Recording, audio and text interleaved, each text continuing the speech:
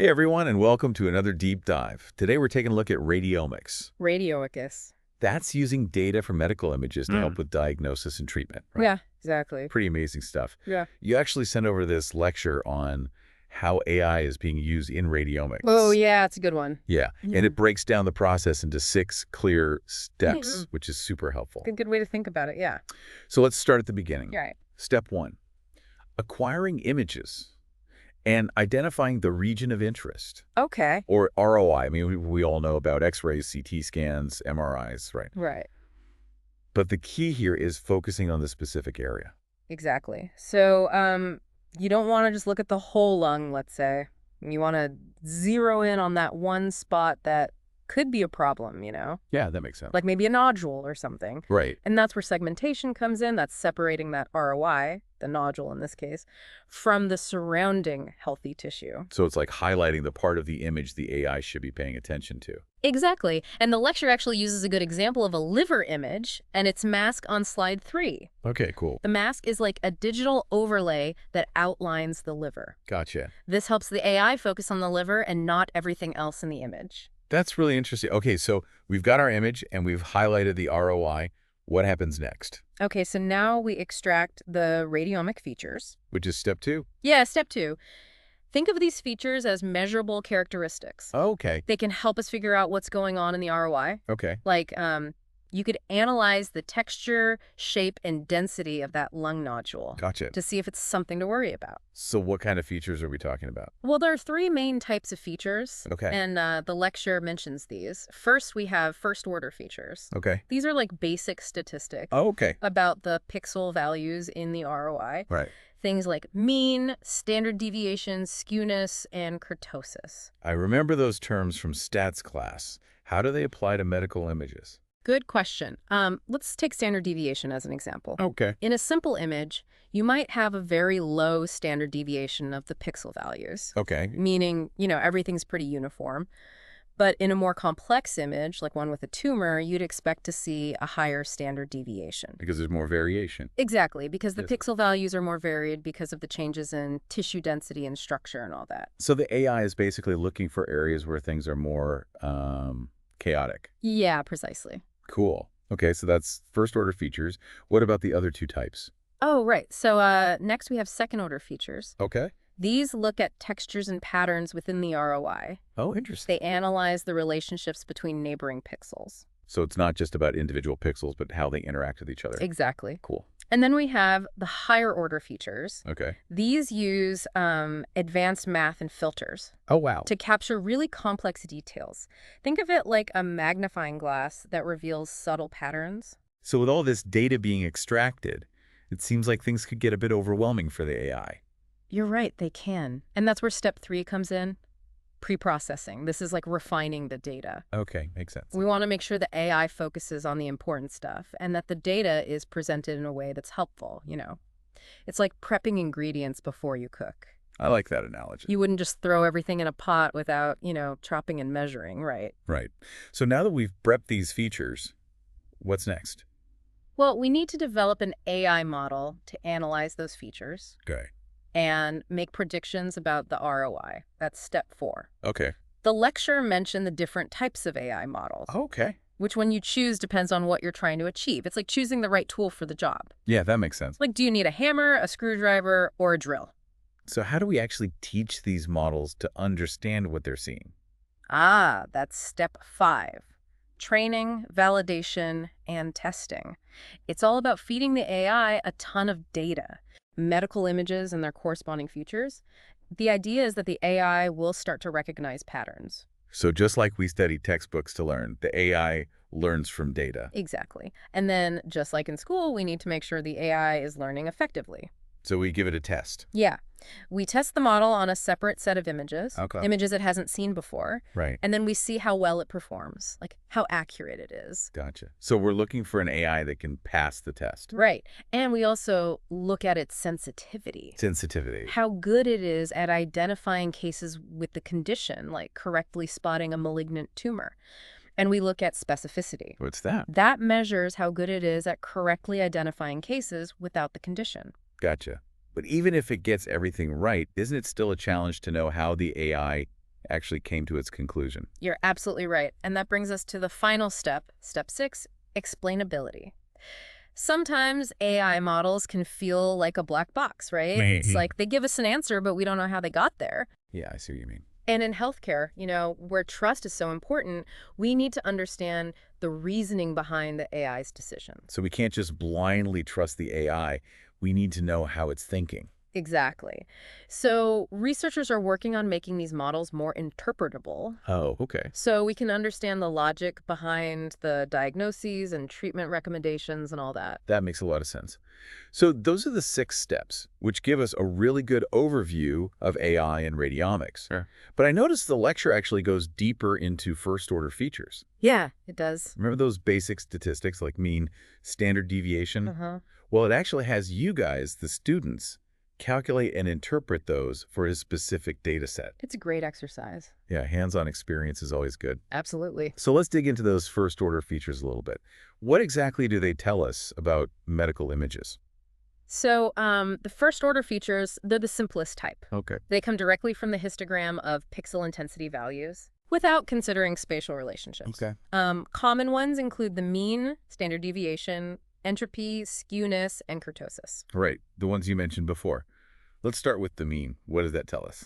Well, the mean is just the average pixel intensity within the ROI. Okay. So a higher mean value would mean a brighter area, Okay. and a lower mean value, a darker area. Simple enough. What about standard deviation? Standard deviation tells us how much the pixel values vary. Okay. From that average brightness, the mean. Gotcha. A high standard deviation would mean a lot of variation in intensity, Okay. like, a tumor. Okay. And a low standard deviation would mean a more uniform area, like healthy tissue. Right. So mean tells us about brightness and standard deviation with the complexity. What about entropy? Entropy is a measure of randomness in the pixel intensities. Randomness. Yeah. So a smooth area will have low entropy Okay. because the pixel values are predictable. But an area with lots of variation, like a tumor, will have higher entropy. So it measures how visually complex an area is. Exactly. And this can be really useful for telling different types of tissues apart. That's fascinating. Okay, what about the last two? Skewness and kurtosis. Skewness tells us about the symmetry of the intensity distribution. Okay. If it's symmetrical, the pixel intensities are evenly distributed around the mean. Gotcha. But if it's skewed to one side or the other, it suggests an imbalance in those intensity values, I see. which can give us clues about the tissue structure. And a kurtosis. Kurtosis describes the shape of the distribution, Okay. how peaked or flat it is. Right. High kurtosis means a sharp peak and heavy tails, Okay. meaning there are more outliers, Outliers meaning? those pixel values that are very different from the rest. Right. And low kurtosis means a flatter distribution with fewer outliers. Okay, so high kurtosis means a lot of variation. Sure. And low kurtosis means things are more uniform.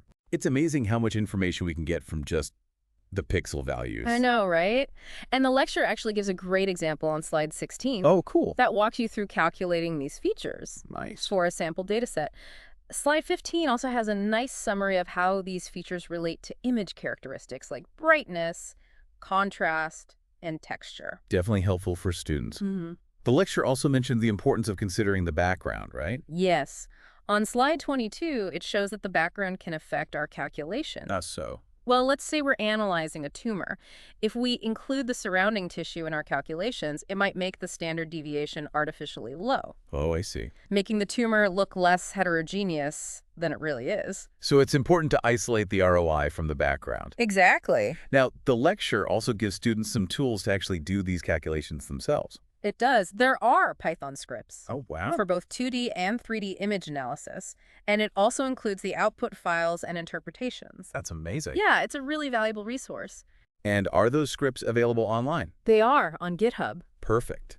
That way, students can download them and experiment with the code. Exactly. So to recap, we've covered the 6 steps for using AI in radiomics. Uh-huh.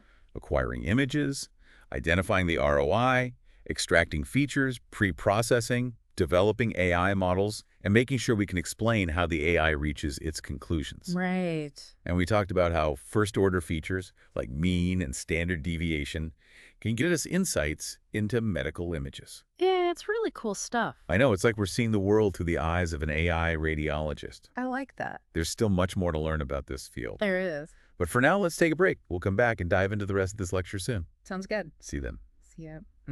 So those scripts are like a recipe book Yeah. for first-order feature extraction. Yeah, that's a great way to put it. You know, it gives students the ingredients and instructions Right. to try it out for themselves. Exactly. Yeah. Exactly. To download them, modify them, even apply them to their own image analysis projects. It's great. So as we start wrapping up our deep dive into this lecture, Yeah. what would you say is the one key takeaway you hope our student listeners walk away with? That's a good question. Yeah. I think the biggest one is that even simple math calculations can reveal a ton of information about medical images. For sure. I mean, those first-order features, right? Yeah. Even though they're pretty simple, they're really important for Yeah. understanding image characteristics Mm-hmm. and building those more complex AI models we talked about. It's like you got to learn the alphabet before you can write a novel, right? Yeah, You exactly. need those basic building blocks. Yeah. And I really hope this deep dive has made our student listeners Yeah. a little bit more curious about this whole field. Me too. It's so fascinating. It is. Who knows, maybe one of them listening will make the next big discovery in AI and radiomics. That would be awesome. So cool. Yeah. For those who want to go deeper, don't forget to go back to the lecture notes Yeah, definitely. and check out those Python scripts on GitHub. Good idea. There are so many amazing resources out there. I know, it's a really exciting field. Yeah. With so many possibilities. For sure. It's hard to even imagine what the future holds, you know? Okay, so let's actually quickly go over those 6 steps again, just Sure. to make sure everyone's got it. Sounds good. Starting with step 1, Okay. acquiring those medical images Right. and figuring out the region of interest, Yep. the ROI, right? Mm-hmm. We talked about X-rays, CT scans, MRI, Yeah. and that whole segmentation thing Right. to zero in on the area we want to look at. Exactly. And remember, segmentation can be done manually Yeah. or more and more often now with AI, Yeah, that's pretty cool. using tools like image masks to highlight the ROI. Then we move on to step 2. Okay. Extracting those radiomic features. Right. We've got those 3 main types, the first order, second order, and higher order. Mhm. Each one giving us a different level of information about the image. Exactly. First order features give us those basic stats. Yeah, like the mean and standard deviation. Yep. Telling us about the intensity distribution. And then second order features, those look at textures and patterns. Right. By analyzing how pixels relate to each other. And then higher order features. Yeah. Those use more complex math to really get into the nitty-gritty details. Yeah, exactly. And all these features are like clues for the AI, right? Yeah, Helping it to really understand the image. exactly. But before we can just give all this to the AI, Yeah, we got to do a little housekeeping, right.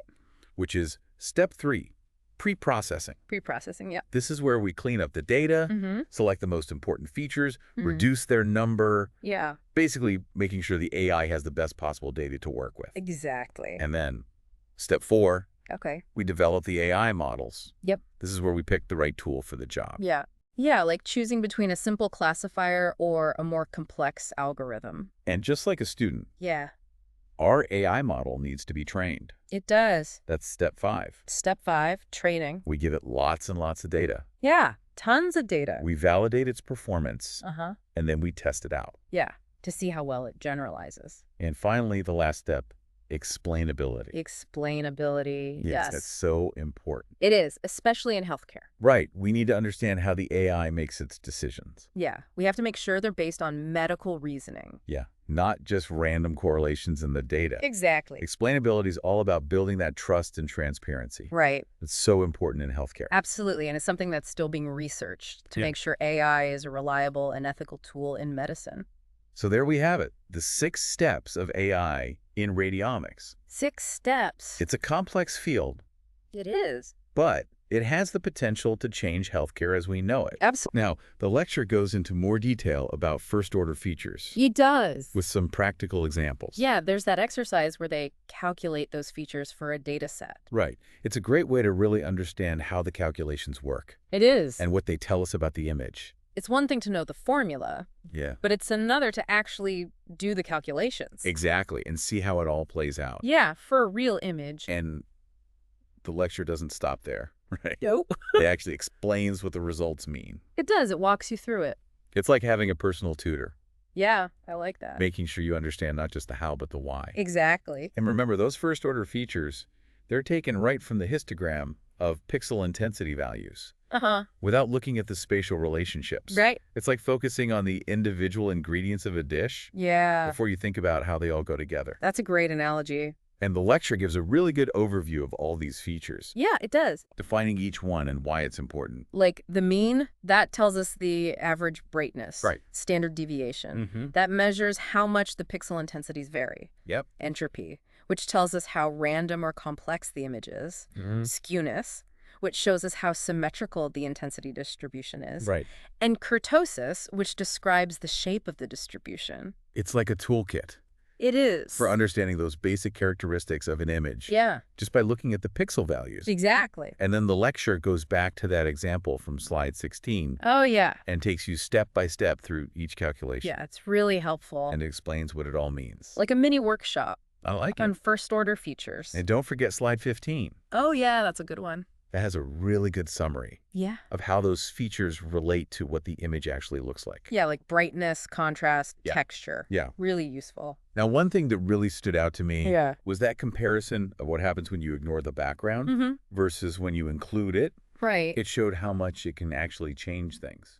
Yeah, if you don't exclude the background, it can really mess up your calculations. Yeah, it really emphasized how important segmentation is Absolutely. and how important it is to choose the right ROI. You want to make sure you're analyzing the right data, Yeah. not letting the background skew the results. And the lecture even has those Python scripts. Yeah, for both 2D and 3D analysis. Right. And the output files and interpretations. It's great. Students can really see how it's all done Yeah. in practice. And they can experiment with the code. Absolutely play around with it. So cool. Yeah, it's like having that recipe right there, Right. all the ingredients and instructions, Okay. so they can really get their hands dirty, I love it. try it out for themselves. Yeah, that's a great way to learn. Absolutely. So as we wrap up our deep dive into this lecture, what would you say is the main takeaway for our student listeners? Good question. Yeah. I think it's that even simple math can tell us so much Yeah. about medical images. Uh-huh. Like those first-order features we talked about. Yep. They're pretty simple, but they're the foundation Yep. for understanding the images Right. and for building those more complex models. That's like you got to learn to walk before you Yeah. can run, right? Uh-huh, exactly. You need those building blocks. Absolutely. And I really hope this deep dive has got our student listeners thinking Yeah. about all the cool stuff you can do with AI We're and excited. radiomics. It's a fascinating field. It really is. And who knows? Yeah. Maybe one of them listening will make the next big discovery. That would be amazing. Right. Yeah. So for those who want to keep learning, Yeah, don't forget to go back to those lecture notes. definitely. Check out the Python scripts on GitHub. Yep. All those resources are out there, So many great reasons. zening to be explored. Yes, absolutely. It's a really exciting time to be in this field. It is so much potential. So much we haven't even discovered yet. I know. Who knows what the future holds? Well, that brings us to the end of our deep dive into the world of AI and radiomics. Hasn't it been fun? I know. It's amazing how this technology is changing how we diagnose and treat diseases. Yeah, and we've only just scratched the surface. Right. But hopefully this deep dive has given everyone a good understanding of the basics. Yeah, the core concepts. Uh-huh. And maybe even inspired some folks I hope so. to keep learning. We covered those 6 key steps, It's steps. Yep. explored those first-order features in detail, Those are important. and talked about some of the challenges Uh-huh. and exciting advancements in the field. Yeah, it's been a great discussion. It has. Thanks for sharing that lecture with us. Of course, glad to be here. And to our student listeners, keep those brains buzzing Yeah, stay curious. and never stop learning. Exactly. We'll see you on the next deep dive. See ya.